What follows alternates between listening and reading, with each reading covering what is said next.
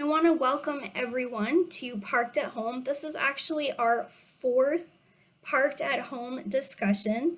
And so far we have been some really interesting places. We started with America's first mill village, Slatersville in North Smithfield, Rhode Island. We have since been traveling with rangers from Illinois, Ohio, and North Carolina.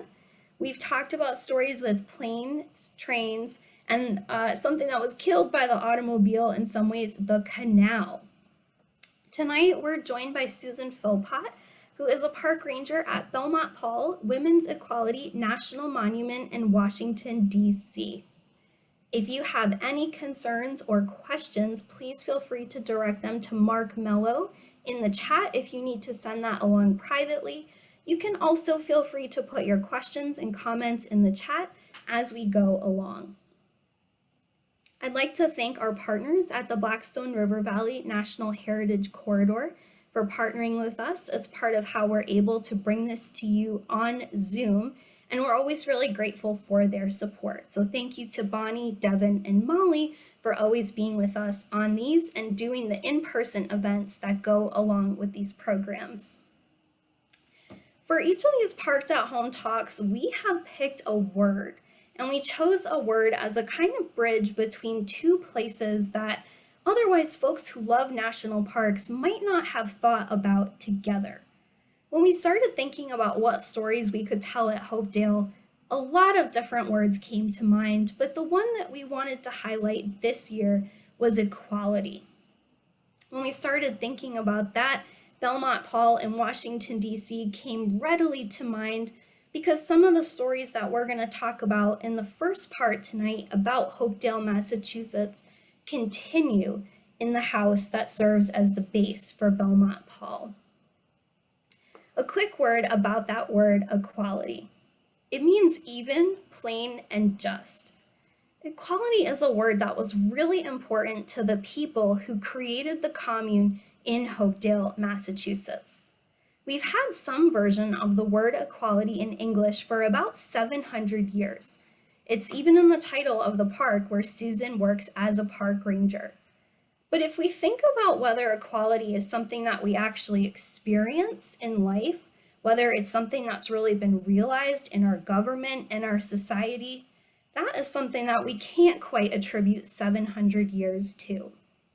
We're going to get started by taking a dive into Hopedale, about 180 years ago, and the commune that started there in 1842. A lot of people talk about Hopedale in terms of being a sort of utopian experiment, and I like that phrase because it kind of tells on itself a little bit. When you're trying to be a utopia, you sort of know it's something you might not quite realize, but it's the striving for that that makes Hopedale really pretty interesting. I'm going to go ahead and share some slides so that we can see a little bit more about Hopedale.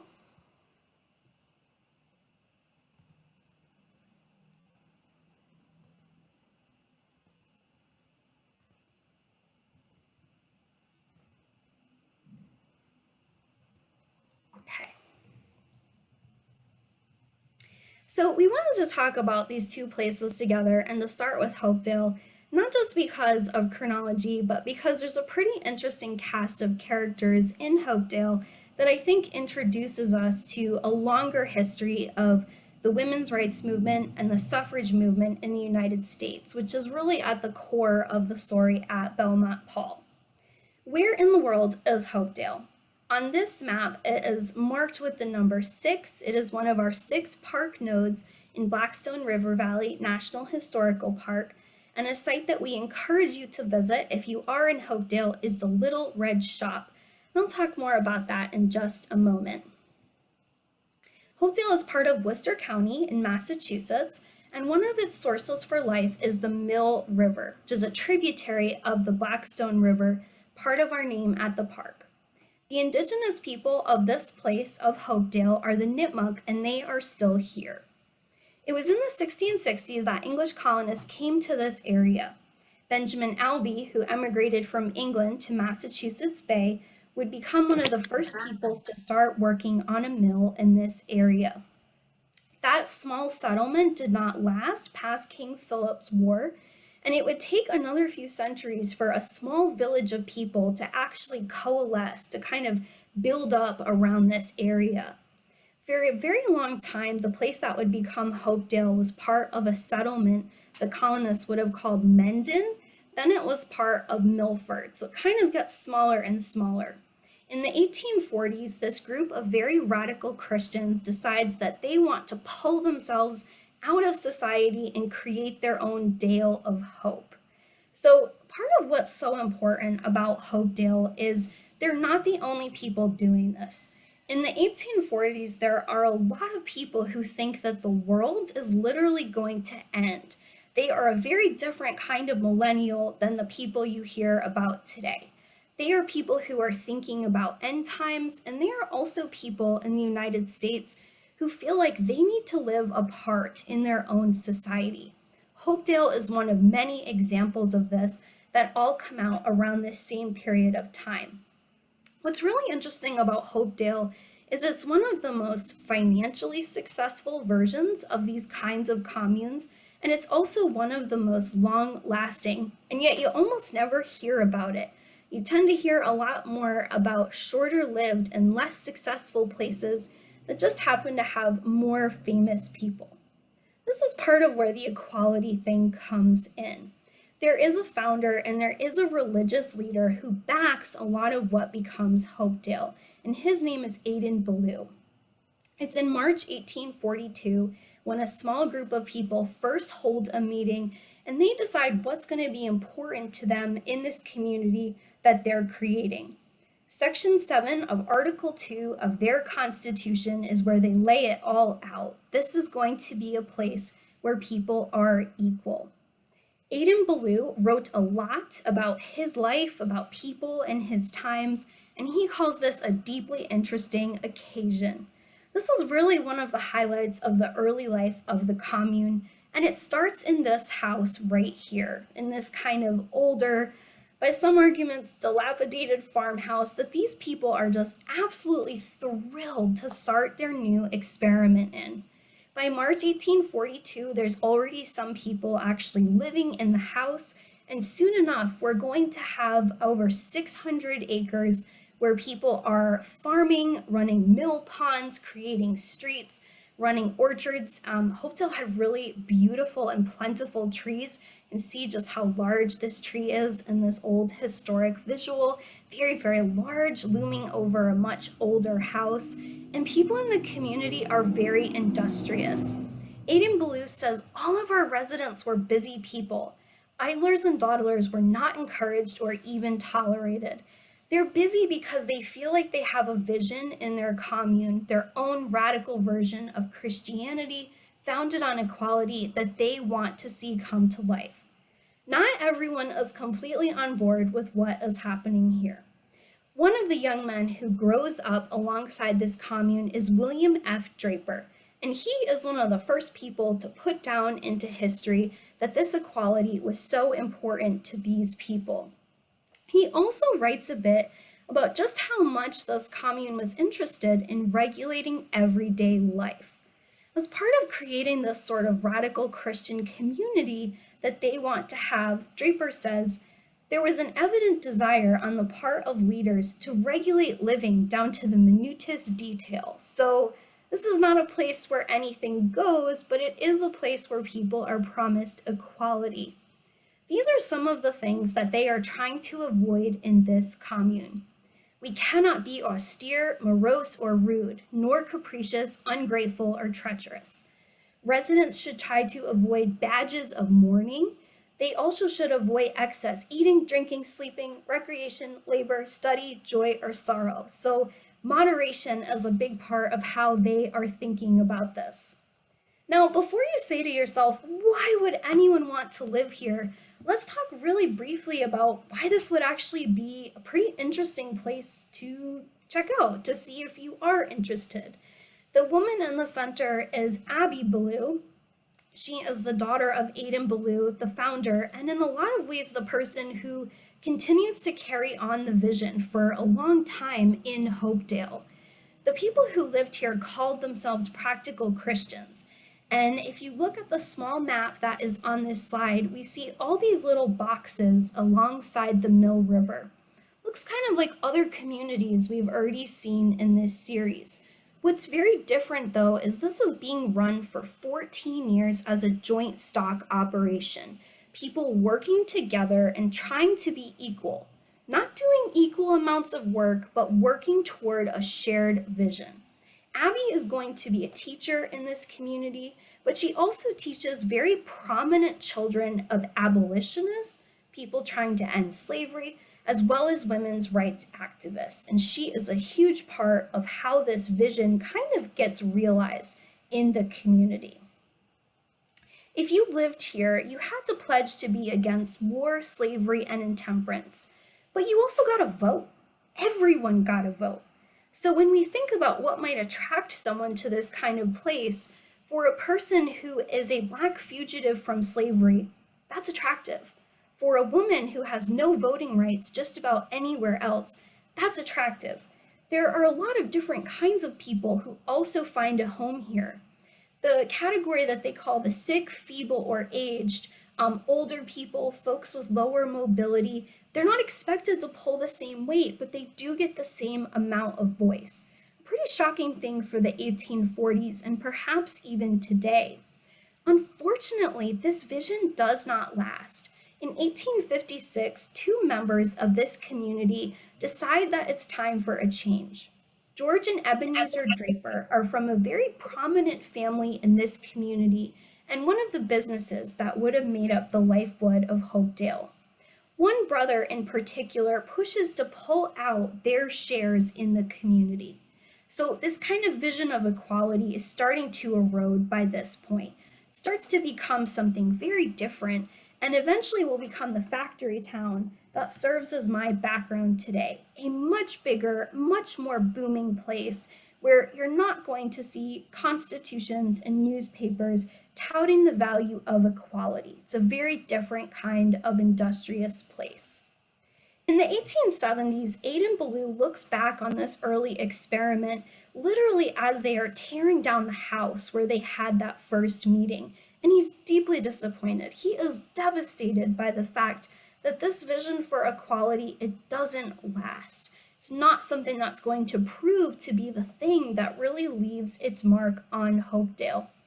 There's a lot more that we can talk about with this community.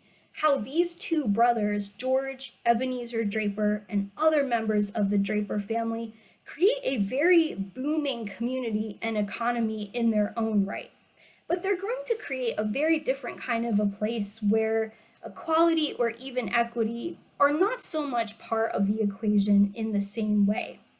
We can talk a bit more after we hear from Susan all about her site about why there felt like there was such a promise for equality in the 1840s and why major world events change what people think is going to be possible. So I'm going to stop sharing this here. We'll have a little bit more to talk about very soon, but I want to make sure that we hear from Susan all about what has been happening at her site and also a little bit more about the history. Women could vote, everyone could vote in Hopedale, Massachusetts from 1842 through the 1850s. Susan is going to help us understand just how strange perhaps that actually was in history. Sure. And I do have to say, I am also parked at home, and apparently my little dog Chester has just decided to let us know that someone is walking by. So I apologize if you hear some barking in the background. So hello, everybody. I am Susan Philpott. I'm a park ranger at the Belmont-Paul Women's Equality National Monument. Yes, a long name. And as Allison noted, has equality right there in the title. So perfect for this discussion. This is my park. It's a 3-story brick building that's about 200 years old, right in the heart of Washington, D.C. on Capitol Hill. We're on the corner of Constitution Avenue and 2nd Street Northeast, right near the Supreme Court, and we can see the Capitol Dome. That white building you see that we kind of sit in the elbow of, that's the Hart Senate Office Building. So there are senators whose offices look right over our courtyard. And we are part of the National Park Service because this building was the historic headquarters of the National Woman's Party, founded by Alice Paul. And they were for many decades a place for women who were continuing the struggle for social, political, and economic equality. And then the site became a museum. When it became a National Park Service site in 2016, we began interpreting the exhibits that the National Women's Party had already created. So it was the story that they were telling about themselves. And then we came in and began telling that story as well. This is the entranceway. It looks a lot the way it did when Alice Paul was living and working here. So you can imagine, coming in that door and being surrounded by these images of women, knowing that you're in a place that is recognizing women fighting for equality. This is the other way in that hallway. So that stained glass window behind you, you can see the Joan of Arc there, statue in the corner. Probably a bust of the person that if people know one name in the story of women's rights, they usually have heard of this woman, Susan B. Anthony, who joined the fight for women's rights in 1851. So right around that same time as we were talking about in Hopedale, and worked for women's rights, particularly the right to vote, her whole life. And didn't get to see it to the end. She died in 1906. So the story we tell at Belmont-Paul is really picking up in the 20th century. So the fight has been going on since 1848 at Seneca Falls, and the older generation has run the race and passed the torch on to the next generation, including this woman who I probably know the most about because of Allison's visit to our site, because she was the expert on Alva Vanderbilt Belmont, who was the owner of Marble House in Newport, Rhode Island, if you visited there. She was one of those Gilded Age, extremely wealthy women who used her riches for social causes. She's one of what was called the Mink Brigade, who joined in with women's labor marches, wealthy women, to sort of give those the working women protection from police brutality. And she began to use her funds and her properties in the cause of women's right to vote. And she was a little disheartened by those who had taken up the work from people like Susan B. Anthony. She thought they were a little too concerned with being respectable and gracious, and Alva didn't think things were going to change that way. She wanted someone who was going to stir things up. And so she found a kindred spirit in Alice Paul, who you see right here. That statue is newer. Alice Paul didn't have a bust of herself when she was here. And Alice Paul is kind of a new third generation of suffragists who are taking up this cause for equality and really bringing the fight to that fight. You'll notice that there's this great big mirror in the museum. There you'll see several mirrors. Those were here before the National Women's Party moved in and made this their headquarters. When they turned it into a museum, they used those mirrors as kind of interactive exhibit spaces. This one you can see has a frame on it. So the idea is if you're standing there and looking in the mirror, you are in a frame. So this idea that you can see yourself here, that the things that these women did are things that you can do too. That was one thing that Alice Paul was good at, is getting people to see what they could contribute to the fight. She said she thought the movement was like a mosaic. Everybody had their own stone that they were adding. So this is looking into the first of the exhibit rooms, what we call the Origins Gallery, looking at how Alice Paul got involved in this fight for equality. And The thing that she is best known for when she comes onto the women's suffrage scene in 1913 was the women's suffrage procession down Pennsylvania Avenue on the day before Woodrow Wilson's presidential inauguration. So she wants to bring spectacle. She wants to get people fired up.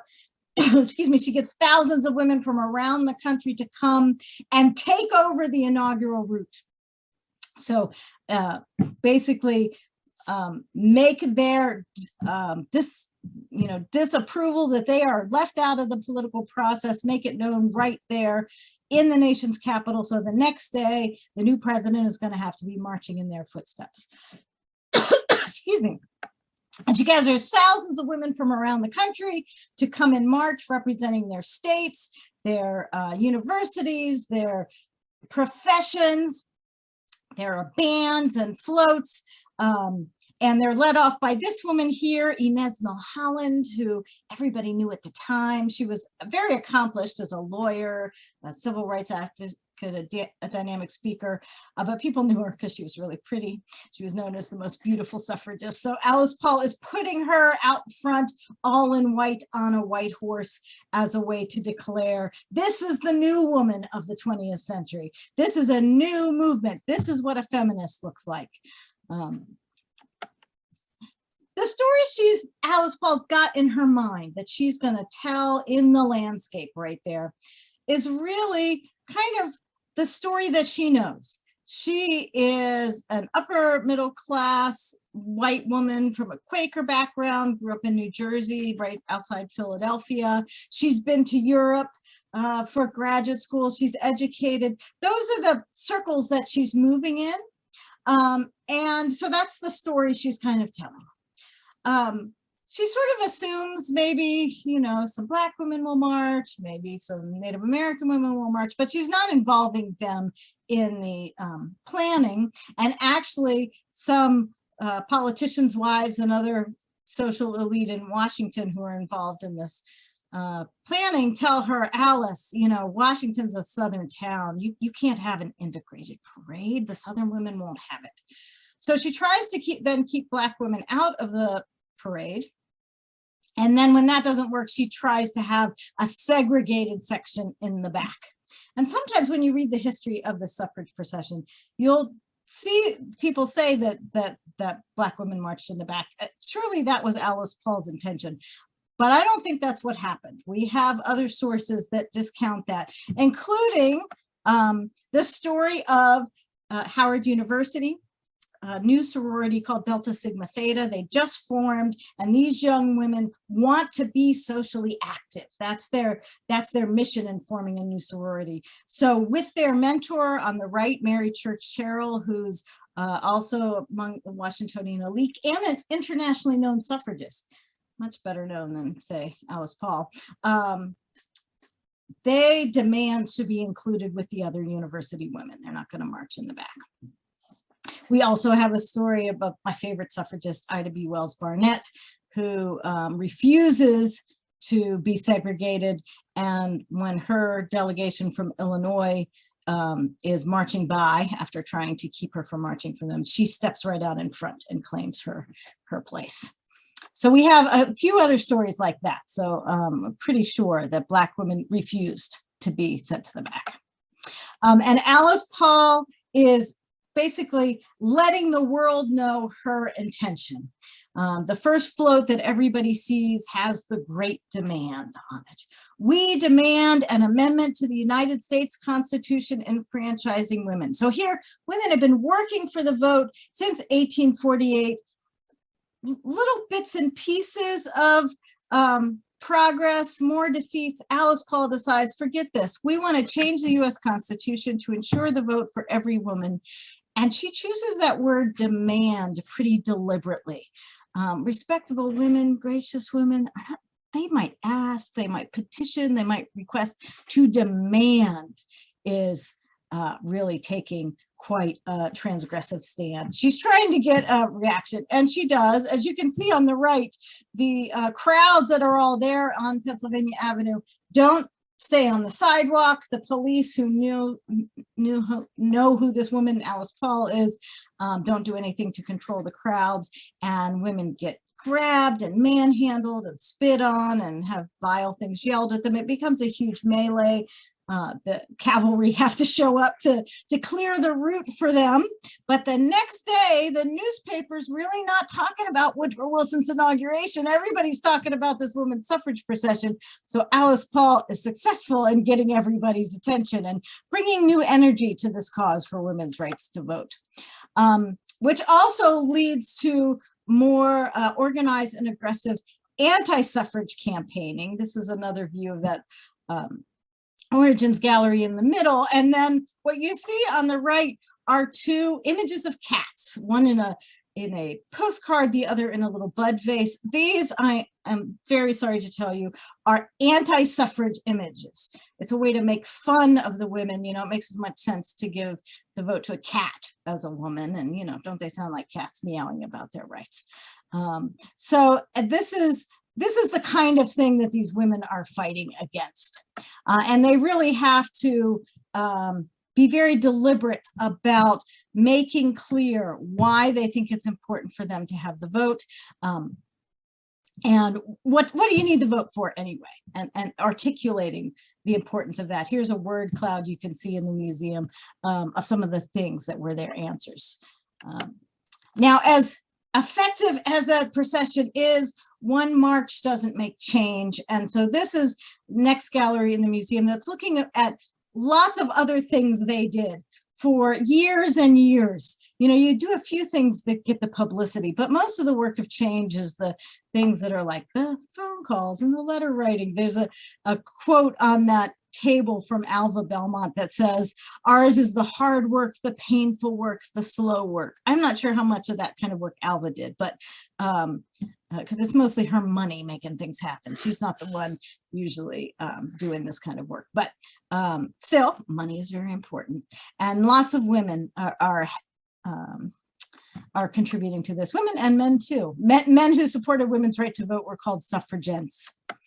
So one of the things that Alice Paul starts doing is publishing a newspaper, which you can see this is the first issue, and she's showing you right there who her target is. If you didn't get it already from the procession, she's got her eyes set on Woodrow Wilson. That work is the work of their cartoonist, Nina Allender, who is a classically trained painter, but Alice Paul convinces her to use her art in the cause of political cartooning. And her images really are things that make arguments that maybe even words don't make. You know, she shows women like kind of in the Inez model, you know, women who are young and sophisticated and stylish and attractive, and making their case out in public where women are really not supposed to be. Women are supposed to be at home taking care of the children and the cats, I guess. But all of Nina Allender's women are out in public. This is one of my favorite Nina Allender cartoons because it's funny and it gives you the whole story of what they're working on. You know, they have the Cinderella, who's the poor woman without the vote. She wants that constitutional amendment, but it's a pumpkin right now. She's got to get it through those rats in the House and Senate. So she's looking to her fairy godmother, which is Woodrow Wilson. So Woodrow Wilson in drag, kind of making fun of him. Wilson, President Wilson, wave your magic wand and you can transform those rats in the House and Senate and give us our carriage to liberty. Of course, they also have to convince those guys in the House and Senate. So they become very expert lobbyists. These are some examples of these women learning everything they can about every member of Congress, not just where he stands on suffrage, but every other issue they can learn about him. They kept meticulous notes about, you know, his golf partners and his church and his wife and his mother and anything they can use to try and convince him to support an amendment to the Constitution. After several years of many different campaigns, and the re-election of Woodrow Wilson, then Alice Paul and her organization, the National Women's Party, decide they're they need a new strategy. So they decide to take this battle right to Woodrow Wilson's doorstep. This is the campaign they're best known for, was when they begin to picket the White House. This is the first group of women getting ready, heading out from their headquarters to go picket the White House. It's black and white, so you don't get a sense of how brilliantly colored this is. Those tri-colored sashes and banners are purple, white, and gold. Those are their trademark colors. And women would wear these not just to picket, but to the market and out in public as a way to make their stand, that they are fighting for their equal political rights. So they showed up in January 1917 when it was really cold. They took up positions at the White House gates and stood there all day. They didn't say anything. They just held up these great big banners with big bold block letters that use the president's own words against him often. Excuse me. People picket at the White House and protest at the White House all the time now. These women were the first ones who ever did that. And they said, Mr. President, you say liberty is the fundamental demand of the human spirit. Mr. President, how long must women wait for liberty? Here's another mirror in the museum. Here are some other banners that are in our collection. Mr. President, what will you do for women's suffrage? And then my favorite right there, the young are at the gates. You know, this is the new generation demanding their rights, and they're coming for you. So they're out there day after day for months in all kinds of weather. And some people are appalled. Some of the women who were fighting for women's suffrage were appalled. They said, you know, respectable women don't stand on street corners. What do you women think you're doing? But other people, you know, are starting to admire them and their determination. They're getting a lot of publicity. People are coming in from all around the country to picket, getting written up in the paper. But then the U.S. enters World War I in April of 1917. And now they are out there picketing a president during wartime. That doesn't just seem unladylike. That's unpatriotic, un-American, maybe even treasonous. Who do these women think they are? So crowds start gathering and attacking the women. You can't even see where the women are in this crowd, but you could probably see there's some sailors over from the Navy Yard who are here about to get shipped out and pretty annoyed at these women. So the police get tired of breaking up these kind of hubbubs out in front of the White House, and they tell Alice Paul, that's it, lady, no more picketing. You show up here again, we're going to arrest you. And her response was, it wasn't illegal in January when we started, it's not illegal now. We have a right and we are not stopping. So they kept picketing, they kept getting arrested and going to jail for obstructing traffic. That was the charge. They first got sent to the DC jail for refusing to pay a fine, but as the judge got more and more frustrated with them, they were getting longer and longer sentences and being sent to the women's prison. And going on hunger strikes to protest their conditions, which is a lot of bad publicity for President Wilson. So he eventually pardons them all and lets them out so they'll stop causing him so much trouble, you know, right around Thanksgiving when they can go home and cook dinner. But they don't do that. They have a big ceremony where they give all the women who've gone to prison these jail door pins. This is one of the favorite things in our collection, is the jail door pins that the women would wear. That's, you know, kind of proud of what they have done. And this particular pin has a great story behind it, because it belonged to actually the artist that painted a lot of those paintings in the hallway, Betsy Graves Renault, who then later showed it to her friend Polly Murray. Polly Murray was a civil rights attorney. She coined the term Jane Crow to talk about what Black women face at that intersection of racism and sexism. And when Betsy Graves Renault died, her daughter gave that pin to Polly Murray, who said she treasured it just like she treasured her grandfather's Civil War musket, you know, that she saw it as such a symbol of the continuing fight for equality. And then when Polly Murray died, her estate gave the pin to the National Women's Party. So that's how we have it. Went through such important hands. They do eventually convince Wilson to change his mind, although he says it doesn't have anything to do with those troublemakers, those agitators at his door. Those voices reach him not at all. But his support really is the thing that gets the amendment through Congress. And by then, the public opinion about suffrage has really shifted.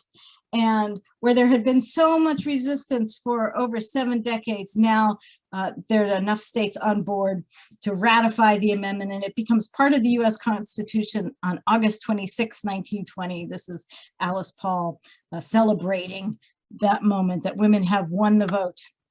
Victory. We celebrate August 26th as Women's Equality Day, but of course, that day in 1920 is not the day that women won equality. It's just the day they won the vote. The vote was not the end. The vote was just the beginning. And the reason these women were in this headquarters that is our park for so long is because they kept fighting. This is a picture of the women who've all just gotten their lobbying assignments, and they are heading up to Capitol Hill to lobby for laws to treat women equally. And immediately, the other thing that women start doing is it's not enough to cast a ballot. Your name's got to be on the ballot if you want real change. So supporting women running for office. So exciting when I see young people standing in front of this mirror in the museum with those words, "I will run for office," next to them, especially seeing girls seeing themselves as change makers that way. As Shirley Chisholm, who you see in the reflection here, the first African-American woman elected to Congress, would say, if they won't give you a seat at the table, bring a folding chair. And the National Women's Party, the big thing they really did from this house for years and years was fight for another amendment to the Constitution, the Equal Rights Amendment, which was first introduced in 1923, almost 100 years ago, and did pass through Congress 50 years ago, this month, March 22nd, 1972, but didn't ever get the needed 3/4 of the states to ratify the amendment. Here is something the National Women's Party never did. They didn't ever get involved in the fight for women and men who were seeing unequal and unfair barriers to voting. This is a panel that our friends over at the Frederick Douglass National Historic Site made for us as a reminder that the issue of voting is not a victory you win once. It's a constant fight. And Alice Paul and the National Women's Party, every time Black women in the South would approach them about these issues, would say, you know, that's a race issue, not a sex issue, and we don't see those as connected. When we started interpreting these exhibits that the National Women's Party had created, there were really no Black women in the exhibits at all. And it really was pictures of elite white women, which is probably an accurate portrayal of what the National Women's Party looks like, but it's not the story of women's equality. So I'm very happy that in the time that we've been there, that we've been able to get things from, for instance, from their collection, that podium where you saw that statue of Susan B. Anthony. Actually, now it has this beautiful statue of Sojourner Truth that was in their collection, but they didn't have it on display. And Mary Church Terrell remained involved in the National Women's Party throughout the rest of her life, despite the fact that they regularly ignored the things that she tried to get them involved in. So we've added a picture of Mary Church Terrell there in the Hall of Portraits as well. We also don't really do a good job of telling stories of other women who, you know, are involved in things that don't think the things that the National Women's Party are working for are the right things. For instance, Phyllis Schlafly, who is best known as the face of the Stop ERA campaign, who does a very good job of convincing women that the Equal Rights Amendment is a bad idea, that it would be bad for women, that it would pull women down off the pedestal where they belonged as the mothers and carers of the family, and that equality in essence would be oppression. I just have to mention that these, if you notice what these Stop ERA protesters are doing, they are picketing the White House. They're using Alice Paul's own innovation against her amendment. And there, even though the amendment passed Congress with bipartisan support, it did lose support and never got there's a whole nother story about the Equal Rights Amendment and the ratification that we won't go into today. But at the moment, at least, the Equal Rights Amendment is not part of the US Constitution. So there's still nothing in the US Constitution that guarantees equality. Here is a march for that Equal Rights Amendment from the new young at the gates, the new generation in the 60s and 70s who took up Alice Paul's amendment and started fighting for it. This is a march held on the 1-year anniversary of her death, trying to get the ERA ratified. And if you notice, they're using those tricolored banners and sashes, and the purple, white, and gold. The National Women's Party ceased as an organization in December of 2020, and they transferred their collections to the National Park Service and the Library of Congress. This is a view into the library where you can see that they continue to add things to their collection. So we have items now in the collection that are from the continued fight for equality, including the Women's Rights March in the Women's March in 2017. And I don't know if you can see on this banner, but you can see it's a banner that was used recently that's using a slogan from the suffrage movement, but also includes the hashtag Black Lives Matter on it. So these are items that as we move forward, we're going to be looking to really incorporate into our story. Actually, all the pictures I showed you today are pictures that the museum doesn't look like that right now because we're in the midst of a renovation. So all of those exhibits are coming out, and we have to decide now, how are we going to tell the new story of women's equality and the continued struggle? So, and here's that banner that was on Pennsylvania Avenue on Freedom Plaza. This is from the Women's March in 2018.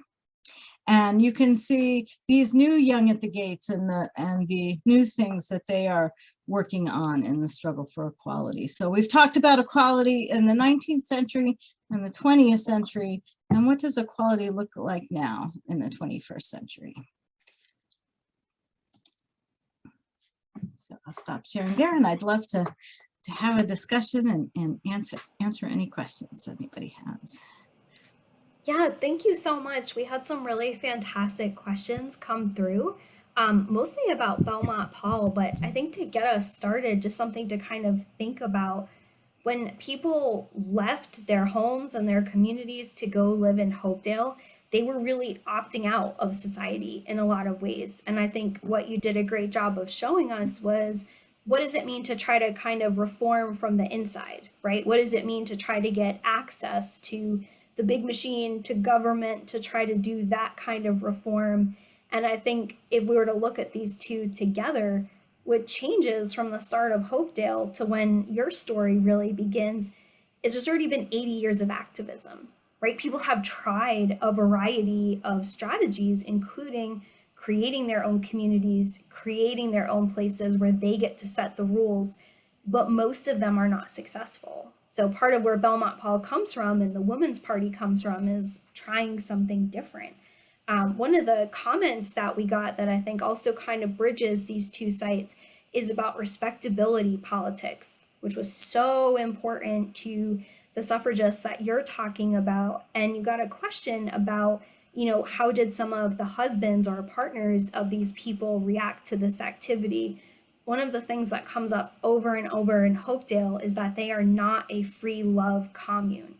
And that was very important to a lot of the leaders, because other folks who were experimenting with making their own societies also thought that marriage was a fundamental problem for women's rights and equality. And in Hopedale, Aidan Ballou especially went out of his way to say that marriage was a positive part of the community, that it was not contrary to their values. So you have so many questions, great questions from the chat to address, but I think a wonderful one to start, we'll combine two together. Someone asked, is it empowering for you to work there? And then kind of a second part, how has your experience as a park ranger changed in the time that you've worked there, given just how relevant the material that you work with is to us today? Yeah, so yes, I would say it is very empowering to tell these stories, especially because, so often people don't know these stories.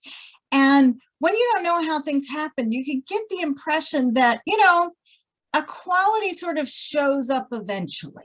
Things get better over time. So far, at least, that's not been the way anything has ever changed. Things change because people work at it and fight for it and struggle and suffer. And so, I'm hoping that people, when they see things that need to change, they get some inspiration from these troublemakers at the National Women's Party. So as far as working for the Park Service, I would say the Park Service is still a pretty male-dominated organization, and so many things about the way we do things are the way that they were done because that's the way they did it when it was a quasi-military organization. Even down to the uniforms don't really fit very well. And I definitely like it much better being in this house and telling this story. I was working before, and I'm sort of am again on the National Mall, and lots of military stories and the big great men. And I do love the National Mall, but it is really empowering to be able to tell these stories too.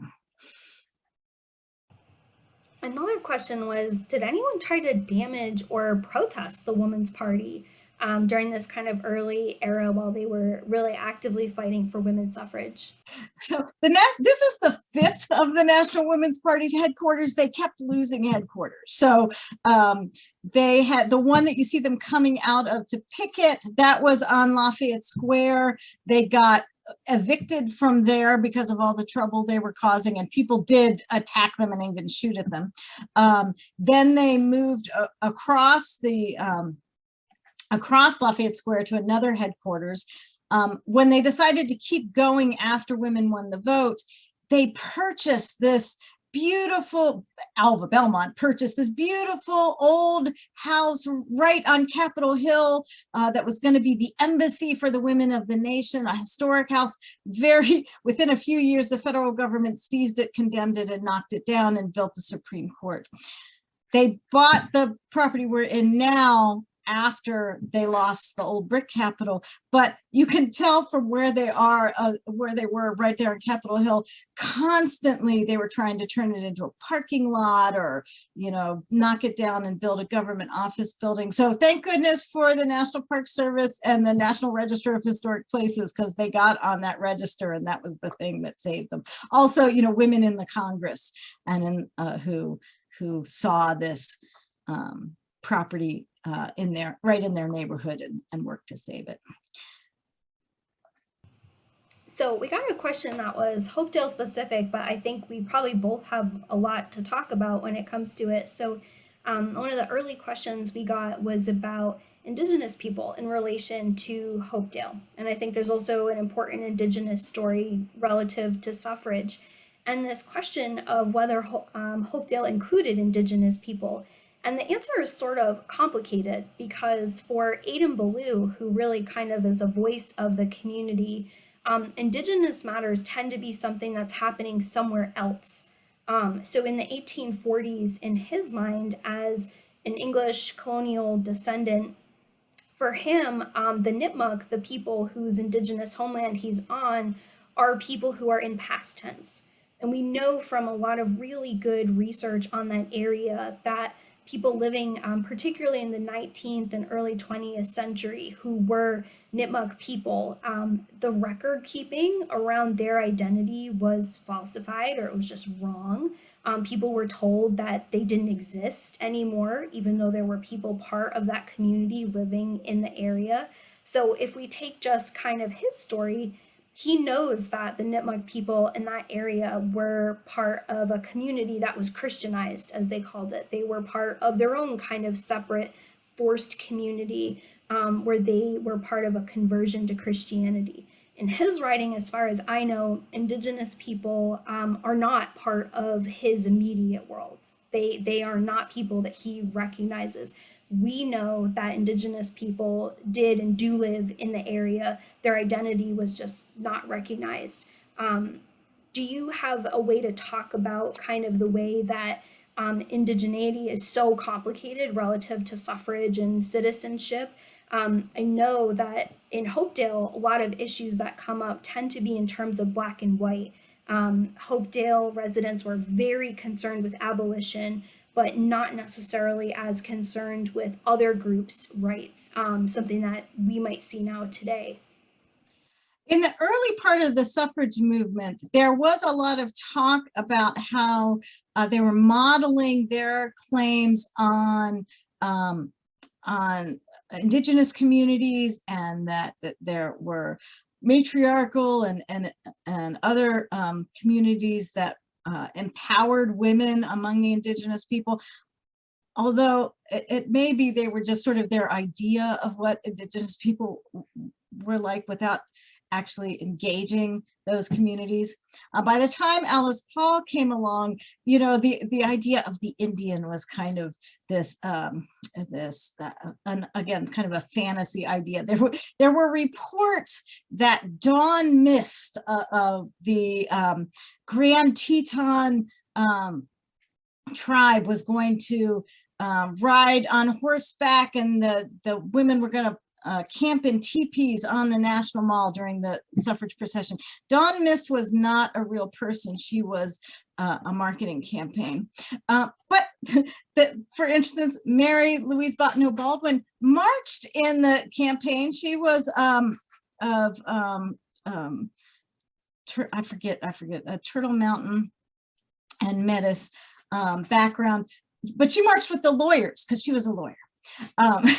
After women won the vote, Indian activists like Zik Kalasha came to the National Women's Party and said, support Native American rights. The Indian Citizenship Act is what it was called.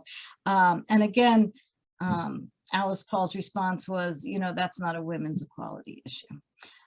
So she blew them off. She saw her idea of what equality for women was basically, if the women of a racial or ethnic group were treated exactly the same as the men of that racial or ethnic group, then that was equality. That was what equality looked like to her, without seeing how what hurts women hurts all women, whatever the background, and not seeing those as connected issues of equality. Now, some of the other questions included multiple parts. So something you were also asked is, how has this work or talking about women's suffrage, how has it changed your ideas of equality, or has it changed? So the big thing that I would say that we have wrestled with from when we first started interpreting there is, what does equality, what do we mean when we say equality? And how do you, what policies are you looking at when you're dealing with both equality and difference? Because there are things that, as people brought up during the Equal Rights Amendment, there are things that are issues that are specific to women, and do you make things worse for women if you make everything the same? Is equality and the same thing? And the other thing is how you go about making change. Is there a right way to fight for change? Should you just pick your one thing that you're fighting for and stick to that, even if that means you leave people out? Or do you want to see equality for all, and you don't move forward until everybody comes together? And those are questions. I don't have answers, but those are the things that we wrestled with. Yeah, as you were talking, a word I actually kept thinking about was compromise, which can be both very hard, and also I think for the people who lived in Hopedale, the idea, the kind of true believers in their radical vision of Christianity, compromise was not really acceptable to them, right? To compromise your values was to compromise yourself. A last question that we got was, how did this commune come to an end? And it actually, I think, goes back to that question of equality. Even in a place where people agreed to a constitution and voted on issues, there were people who had more money in the community than others. And when it came down to it in 1856, what Blue ends up calling kind of a revolution or a coup, two of the wealthier people in the community decide that they don't want to own, the bulk of the stock in the community. They want to change the nature of this place. And that's how you end up with what's behind me here. That's how you end up with a factory town running their business that does employ people, that offers a lot of community benefits, but it's a change. And as you were talking about these different dynamics of equality, something I think that's probably a better word for Hopedale is actually equity. Not Mm. expecting everyone to do the same exact thing, but to do something that speaks to their gifts, the way that they can contribute, and taking care of older adults, taking care of women with children who don't have anyone else to care for them. It's not treating everyone exactly the same, it's having a sense of what might be equitable and good for everyone. So Hopedale goes on a very different trajectory from the 1850s on, the late 1850s on, becoming a very successful and very wealthy factory town. With again what you see behind me here, a large brick building, lots of people living nearby working to make textiles machinery. We have just a few minutes left, and as we've done with other talks, we are available to stay around a little bit past 8 if folks want to have a more casual conversation, but I want to make sure that folks know kind of what's coming next. In the 1840s, people were very concerned with what the future held. How should society look? What should they do? Would this be a half free, a half slave society? What would it look like?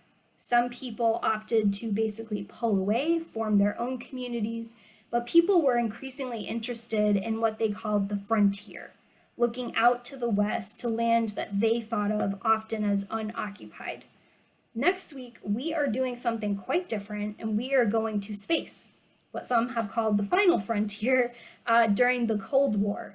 We are going to be talking about how a different kind of industrial community, Ashton, Rhode Island, serves as a place where people make parts for different equipment and apparel that goes out into space, and what in the world that has to do with Cape Canaveral in Florida. So two sites that, again, you might necessarily not think of together. We're so grateful for you, Susan, especially because your site is closed. So this is really the best way that you can visit Belmont-Paul for a while. So I just really want to say thank you because I want to visit again very much, but this is our next best thing for a while.